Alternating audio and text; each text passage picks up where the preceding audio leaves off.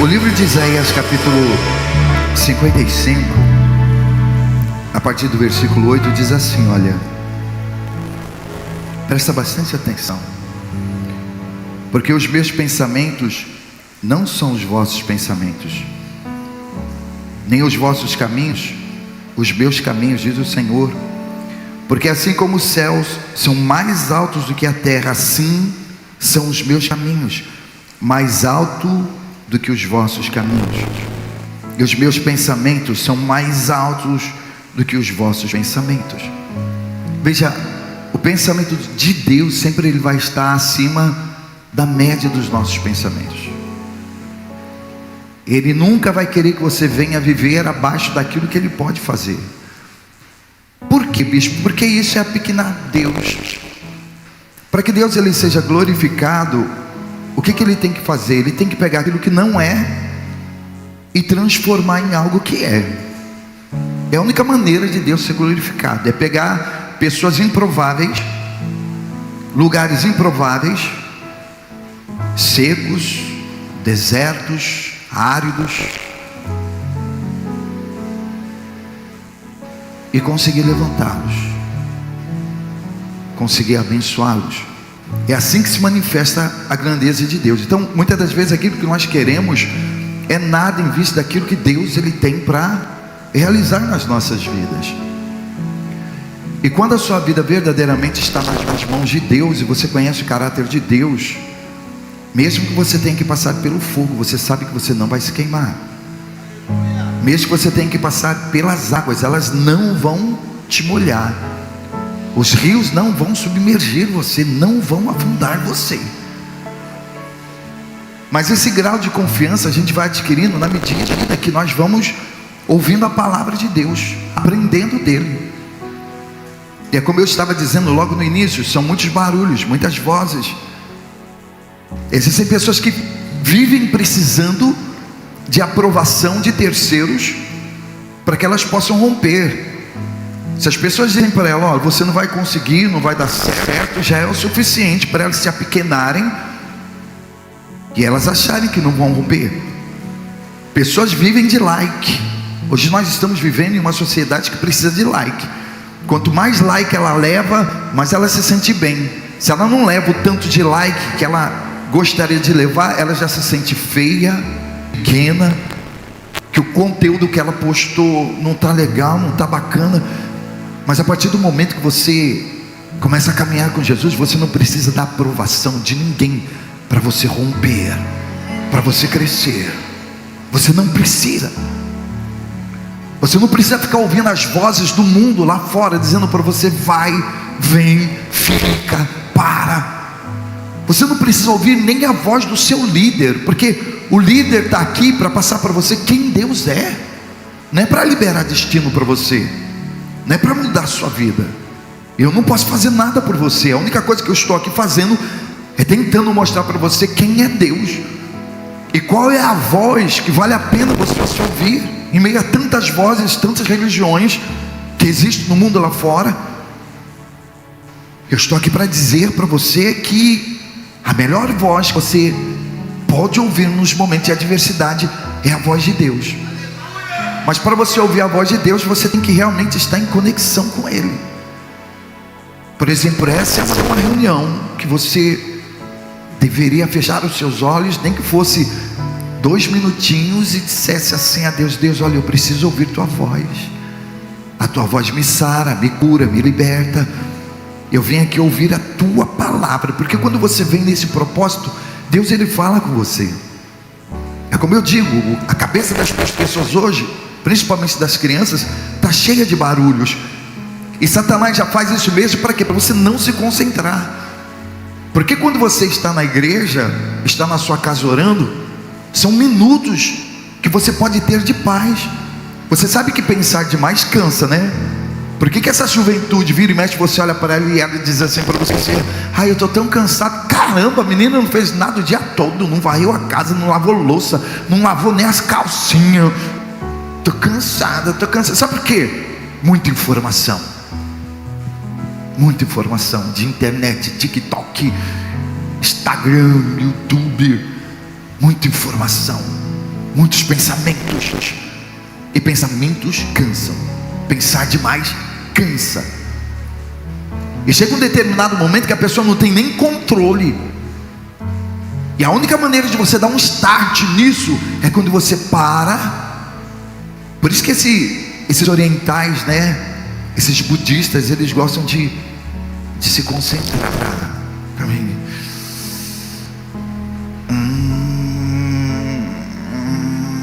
Você pensa que não, você acha que isso daí não faz bem? Lógico que faz bem. Agora, imagina se eles conciliassem isso se ligando no Criador, no Eterno, no Pai das luzes, no Emmanuel, no Príncipe da Paz. Então, momento da palavra e momento de oração é o único momento que você pode colocar o seu cérebro, seu córtex cerebral, o seu lobo frontal para descansar. Mas até nesse momento Satanás ele tenta roubar a sua atenção. Já imaginou? Já pensou? Quantas são as pessoas que às vezes no momento da palavra elas levantam para ir mijar? Eu vou colocar um pinico embaixo de cada banco aí, já falei. Vou colocar um pinico, porque é incrível. Momento da palavra elas levantam, vai para o banheiro mijar. Ou então dá uma sede, parece comer bacalhau. Te segura por aí, rapaz. Segura a emoção. Deixa Deus falar com você. E por mais simples que seja a palavra, pode ter certeza que Deus ele sempre tem algo para falar para você. Ah, essa palavra eu já conheço, essa mensagem eu já conheço. Não. A palavra de Deus se renova todos os dias, porque ela é viva. Como eu digo, se você ler o livro de Harry Potter, vai ser a mesma história. Todas as vezes que você lê, você vai entender a mesma coisa. Senhor dos Anéis, você vai entender a mesma coisa. Mas se você ler a Bíblia, todos os dias você pode ler a mesma coisa. Cada dia Deus vai falar algo novo para você. Cada dia Deus ele vai te surpreender, porque a palavra é viva. Então Deus ele tem, nesses últimos dias, tentado levantar um povo seu, especial, de boas obras. Um povo que verdadeiramente venha crer nele. Nós estamos vivendo dias ímpares, dias no qual nós estamos colocando no coração que nós vamos romper. E nós vamos romper através do jejum, da oração, da meditação na palavra. Todos os dias, pela manhã nós temos mandado um devocional para você. Você vê que às vezes as coisas de Deus, elas são tão difíceis de nós acompanharmos, que a gente não encontra dificuldade nenhuma em ficar assistindo determinados filmes até tarde, vendo determinados seriados, não é verdade? Ouvindo música, vendo futebol, mas quando se relaciona a palavra de Deus é uma dificuldade, é uma lombeira, um cansaço. Por quê? Porque Satanás sabe que na medida que você for se entregando a Deus, você vai romper. Veja, é inevitável uma pessoa que coloca a vida nas mãos de Jesus não viver um extraordinário. Eu torno a repetir, quando Deus ele chama alguém, ele chama esse alguém para viver promessas. Ele chama pessoas às vezes insignificantes, e ele chama pessoas para colocar aparentemente um fardo até maior do que aquilo que ela possa suportar. Mas Deus ele te conhece. Às vezes a gente olha assim para determinadas situações, para onde Deus está querendo nos levar. Eu sou fraco, eu sou pequeno, mas Ele conhece o potencial que existe em você. De repente só você não sabe, mas existe um poder aí dentro de você, uma força, uma energia tão grande, que Deus pode te levar além daquilo que você possa imaginar. A palavra diz lá no livro de Juízes, do capítulo 6, é uma história muito conhecida, e eu vou começar a ler a partir do versículo 12. A história fala a respeito de Gideão. Quem nunca ouviu falar de Gideão? Mas de repente você seja um Gideão, e essa palavra esteja sendo dita nessa noite, porque você, durante todo esse tempo, nunca observou que de repente Gideão possa ser você. Você está vivendo na mesma condição dele, que era um rapaz que vivia uma vida de opressão juntamente com o seu povo. O povo de Israel havia se desviado dos caminhos do Senhor, E é como a palavra diz: aqueles que me deixam serão envergonhados, e terão seus nomes escritos aonde? No chão, porque abandonaram o Senhor da glória. Não tem essa, você abandonou Jesus, cedo ou mais tarde você vai ser envergonhado e seu nome vai ser escrito no chão. O nome no chão vai servir para quê? Para ser pisado. Não é que Deus te joga na mão dos seus inimigos, é automaticamente você começa a se desviar para Ele. Então Gideão, ele viu o seu povo sofrendo essa saga. O povo que caminhava com Deus, de repente abandonaram Deus, começaram a adorar outros deuses. E nesse meio tempo se levantou uma grande nação contra o povo de Israel: os medianitas e os amalequitas. E a palavra diz que eles vinham como gafanhotos sobre a terra, e eles plantavam todos os anos, e todos os anos eles vinham e roubavam toda a colheita, porque a estratégia, do inimigo é enfraquecer o seu adversário. E geralmente ele enfraquece como? Não deixando alimento chegar, não deixando água chegar, não deixando recursos chegarem para aquele povo. Porque o inimigo fraco, você vai continuar no poder. Quanto menos dinheiro você tiver, menos poder aquisitivo você tiver, mais o seu inimigo vai crescer sobre você, mas você vai ficar dominado. Então era justamente isso que os medianitas e os amalequitas faziam: enfraqueciam o povo de Israel, roubando toda a colheita. E era a mesma coisa todos os anos, todos os anos. Sabe o que é você trabalhar todos os anos e você vê o seu suor, o fruto do seu trabalho sendo carregado, levado pelos seus inimigos? E eles não levavam somente as plantações, eles levavam o gado, os animais, levavam as galinhas, levavam as ovelhas, levavam tudo, ao ponto de quando o fruto mal começava a nascer, o trigo mal começava a nascer, eles corriam, colhiam o trigo e levavam para o lagar, para malhar o trigo. Lagar era um lugar de pisotear a uva, fazer vinho. Mas o medo deles era tão grande, dos inimigos chegarem e roubarem o pouco que eles tinham, que eles pegavam e levavam para o lagar.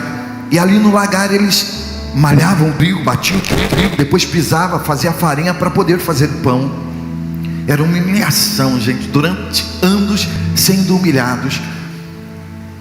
E Deus ouviu a oração daquele povo, porque se você acha que não, vai chegar um determinado momento que Deus, Ele vai ouvir o seu clamor, Ele vai ouvir a sua súplica, mas você tem que estar preparado para quando Deus te ouvir. Você pede tanto para Deus te ouvir, tanto para Deus resolver sua vida, tanto para Deus abrir as portas para você. Você pede tanto para Deus abrir o seu comércio, aparecer uma pessoa para você casar, namorar, não sei. E Gideão, juntamente com aquele povo de Israel, clamaram durante tanto tempo, tantos anos, que por fim, a palavra diz lá no versículo 12: então o anjo do Senhor lhe apareceu. Ele sempre vai aparecer.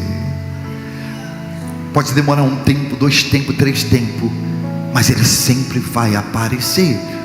Então o anjo do Senhor apareceu a Gideão e disse: o Senhor é contigo, varão valoroso. Gideão significa derrubador, guerreiro. Olha o nome do cara: derrubador, guerreiro, valente. E quando o anjo disse para ele: o Senhor é contigo, varão valoroso. Mas Gideão lhe respondeu: ai, Senhor meu, se o Senhor é conosco, por que tudo isso nos sobreveio? E o que foi feito das tuas maravilhas que os nossos pais nos contaram, dizendo: não nos fez o Senhor subir do Egito? Porém agora o Senhor nos desamparou e nos deu na mão dos midianitas. Então o Senhor olhou para ele e disse: vai nesta tua força e livrarás Israel da mão dos medianitas. Porventura não te enviei eu? Quer dizer, o camarada durante toda a vida clamou, pediu ajuda. O dia que a ajuda chegou, ele começou a murmurar, começou a reclamar. Então o Senhor olhou para ele e disse: vai nessa tua força e livre Israel das mãos dos midianitas. Porventura não te enviei eu? E ele me disse: ai, Senhor meu, com que livrarei a Israel? Eis que a minha família é a mais pobre em Manassés, e eu o menor da casa de quem? E eu o menor da casa do meu pai. A pior coisa que existe é quando a salvação chega, é quando o abençoador chega para mudar a sua geografia, mudar a sua matemática, você ficar dando desculpa, você mesmo ficar se apequenando, você mesmo ficar achando que você não pode. Se Deus está falando que você pode, pronto, acabou. Não responda a Deus com perguntas. Ali não era para Gideão responder Deus com perguntas. Ah, Senhor, mas se o Senhor fosse comigo, Israel não estaria passando por essa situação. Se o Senhor fosse comigo, a minha família não estaria sendo tão destruída. Aí Deus chega para ele e fala: Gideão, eu sou contigo, homem valente. Vai, eu vou te ajudar, eu estou aqui para te ajudar. Não. Mas ele continuou murmurando: ah, Senhor Deus, mas eu sou o menor da minha casa, da família de Manassés. Eu sou o menor da minha casa, eu sou o caçula. Deus não quer saber quem você é. Deus não quer saber se você é o menor da sua casa. Deus não quer saber da sua geografia, da sua matemática, da sua genealogia. Quando Deus ele colhe em você, quando Deus ele chama você, Deus ele chama você para ele te abençoar. E é como se Deus estivesse dizendo para Gideão: eu sei que você é pequeno, eu sei que você é fraco, eu sei, mas eu estou contigo. Eu sou contigo, homem valente. Eu só quero que você tenha força. E ao invés de você ficar me perguntando uma série de coisas, só diga para mim: eu creio. Se o Senhor está falando que é comigo, eu creio. Deus estava falando para Gideão: eu conheço as suas debilidades, eu conheço as suas deficiências. Eu sei que você é manco, eu sei que você é caolho, eu sei que você está com câncer, com tumor, eu sei que você tem déficit de atenção, eu sei que você é o menor da sua casa, mas eu te escolhi para livrar o povo de Israel das mãos dos medianitas e dos amalequitas. Então não adianta, não é para você ficar se diminuindo. Quando Deus te chama, não é para você ficar se menosprezando. Deus ele conhece tudo, ele conhece os seus pecados. Você sabe que Deus ele sabe de tudo aquilo de errado que você ia fazer. Ele sabe quem você é. Você não precisa de aprovação de ninguém para ser abençoado. Você não precisa ficar fazendo contas. O problema dos incrédulos é que eles ficam fazendo conta. Gideão foi fazer conta: peraí, mas a minha família é a mais pobre de Manassés, é a mais insignificante. Quer dizer, eu sou o menor da minha casa. Ele ficou procurando condições nele. E quando Deus nos escolhe, Deus não nos escolhe procurando condições em nós.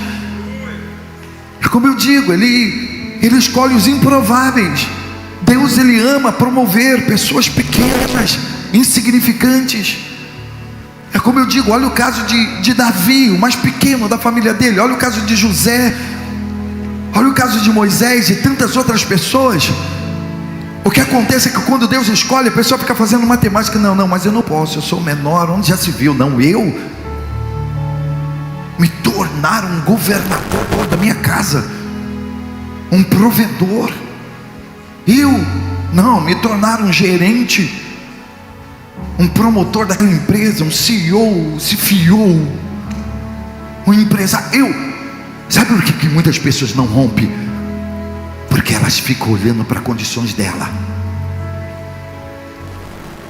Elas ficam olhando para a fraqueza que está dentro delas.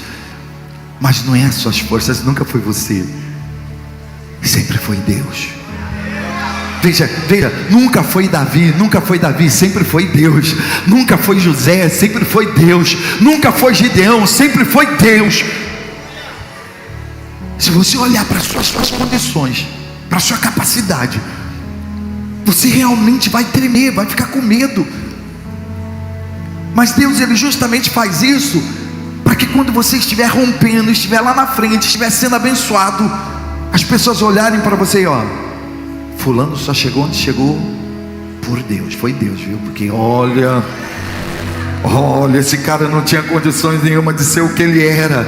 Ele não tinha condições nenhuma de sentar no trono de governador, não tinha condições nenhuma de se tornar o rei de Israel, não tinha condições nenhuma de ser, sabe, o diretor dessa empresa, de ter esse carro, de ter essa casa, não tinha condições nenhuma de chegar aonde ele chegou. É porque é dessa forma que Deus é glorificado. Você não entende?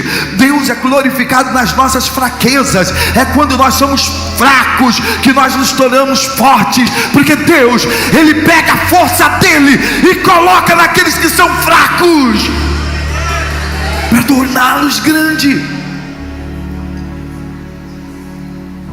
Então, ao invés de ficar murmurando, reclamando, olhando para condições, olhe para Deus. Às vezes a gente vai conversar com determinadas pessoas, elas querem contar todo o sofrimento dela para a gente, quer contar desde quando elas eram pequenininhas. Bispo, olha, quando eu era pequeno, eu cresci assim, em um lar. Você está perdendo tempo. Olha, veja, ao invés de você ficar dando testemunho de fracasso, de derrota do passado, comece a profetizar o seu futuro. Profetize o seu futuro. Profetize aquilo que Deus vai fazer. Você vai gastar menos energia, porque é desgastante. Você perde energia, você se frustra contando o seu passado, fazendo regressão. A psicologia de hoje, ou ela ajuda ou ela destrói as pessoas, porque a pessoa diz assim: não, eu sinto que quando eu era pequeno eu fui vítima de, sabe, abuso sexual. Eu não sei se eu fui, não sei se eu não fui, eu não lembro direito. Não, aí eles vão trabalhando para ativar aquele gatilho que faz a pessoa lembrar que quando ela era pequena, ela foi violentada, ela foi, sabe, estuprada por alguém. A vida daquela pessoa vira um inferno. Mas a psicologia de Deus manda você olhar para frente. As coisas velhas se passaram, tudo novo se formou. Deus, Ele não trabalha mais no nosso passado. Não trabalha. É como a gente diz: o passado só traz tristeza, mesmo sendo lembranças de coisas boas.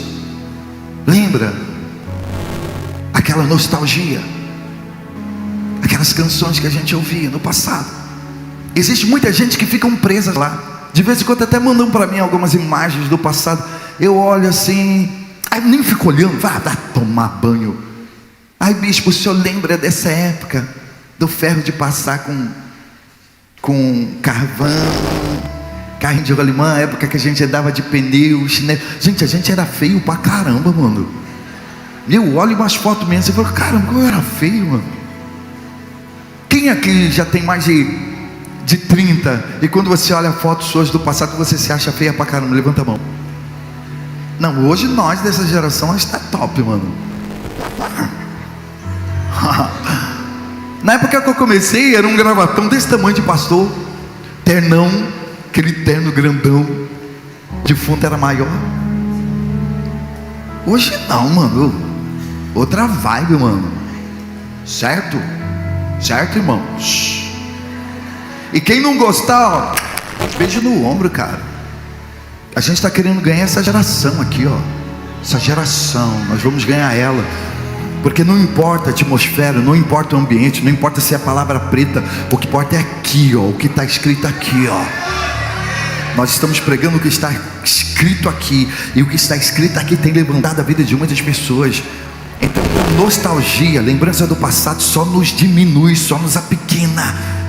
É um atraso de vida.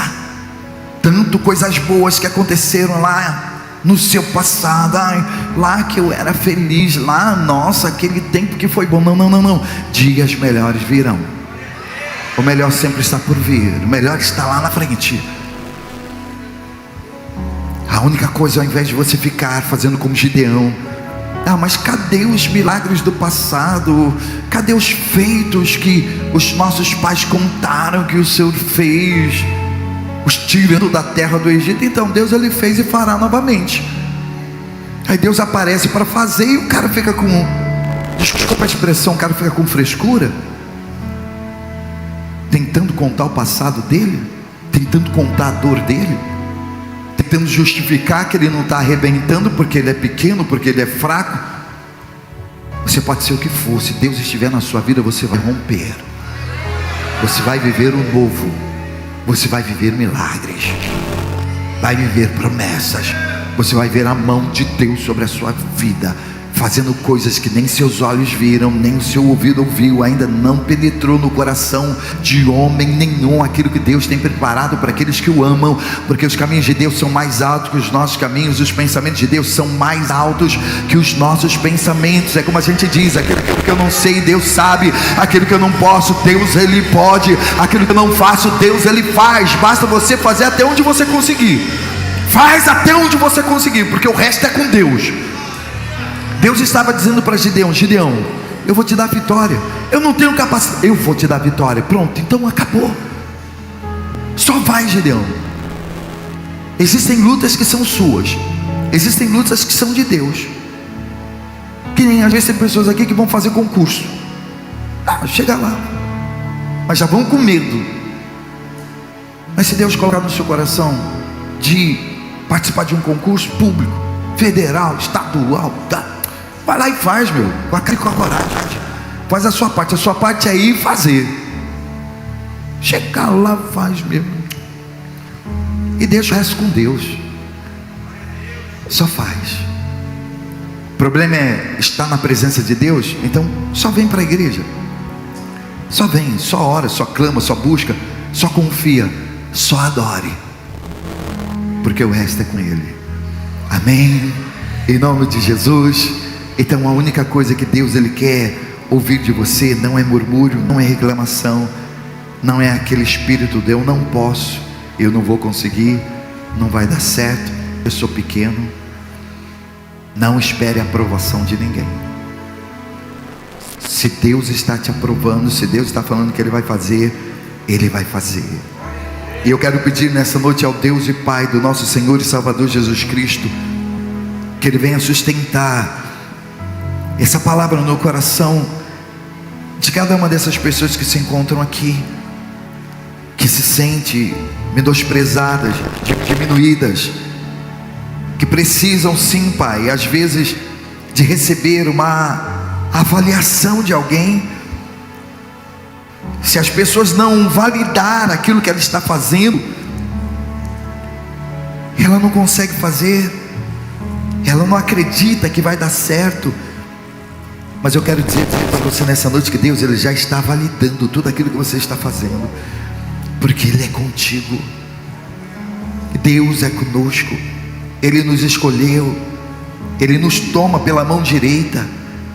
Ele é o mesmo ontem, hoje e amanhã, e será para todo sempre. Ele é Deus, Ele é aquele que verteu sangue na cruz do Calvário por cada um de nós. E Ele é aquele que continua fazendo milagres, sinais, prodígios e maravilhas. Ele é aquele que cessa o vento, acalma o mar, e é aquele que ressuscita mortos, dá vista aos cegos, faz paralíticos andar. É o Emanuel, é o Deus conosco, é o príncipe da paz, é o Pai da eternidade.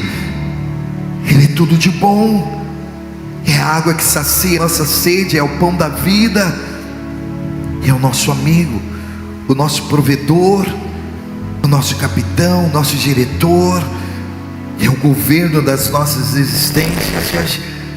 E é Ele que vai abrindo portas, quebrando trancas, cadeias, derrubando grilhões. É Ele que guarda a nossa entrada, a nossa saída. É Ele que está à nossa direita, à nossa esquerda. É aquele que não dorme e nem dormitará. O guarda de Israel, Ele não vacila, Ele não dorme em tempo nenhum. Nós estamos guardados embaixo da sua destra, porque a sua destra é fiel, e Ele promete estar conosco todos os dias das nossas vidas. E nós acreditamos, Pai, e por nós acreditarmos, nós podemos nos sentir confortáveis, seguros, protegidos e amparados pelo Senhor. Toma a vida de cada uma dessas pessoas nas tuas mãos nessa noite e as abençoe em nome de Jesus. E que todos digam assim seja. Amém. Amém. Graças a Deus. Amém, igreja. Então, pega firme. Hoje nós vamos fazer a nossa oração às 23 horas. Essa saga, essa Via Cruz, 1 ano de oração, todos os dias, 11 horas da noite, 365 dias. A oração rega aquilo que nós queremos. É como se fosse um orvalho. São doses homeopáticas, mas tudo se resolve através da oração. Tudo. Está doente? Ora. Está triste? Ora. Está angustiado? Ora. Está na bad? Ora. Está solitário? Ora. Quer trabalho? Ore. Quer casar? Ore. Quer viajar? Ore. Tudo é oração. Então 365 dias. E nós não vamos parar todos os dias. Você entra lá no YouTube e você vai me ver. Vai ficar até enjoado de mim, amém, gente? Mas Deus, Ele já tem feito tantas coisas maravilhosas. Ah, bispo, por que eu não sou abençoado? Você ora. E não adianta você terceirizar a oração também não. Chegar aqui e jogar tudo em cima de mim. Olha, bispo, ore por mim, 6 horas. Porque tem gente que terceiriza, né? Por isso que a gente não tem costume de, escreve seu pedido de oração, escreve seu pedido. Que a pessoa escreve um pedido de oração, vem, entrega aqui e acha que não precisa mais orar. Não, eu já entreguei meu pedido de oração para o bispo, para o pastor, ele está orando por mim e pronto, acabou. Não. A melhor oração é a sua. É você que está sentindo dor.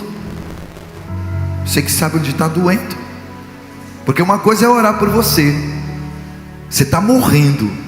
Eu chego, Deus, olha, abençoe ele, porque ele está morrendo, Senhor. Ainda vou dizer assim, olha, se for da tua vontade, então leva logo, Senhor, para ele não ficar sofrendo.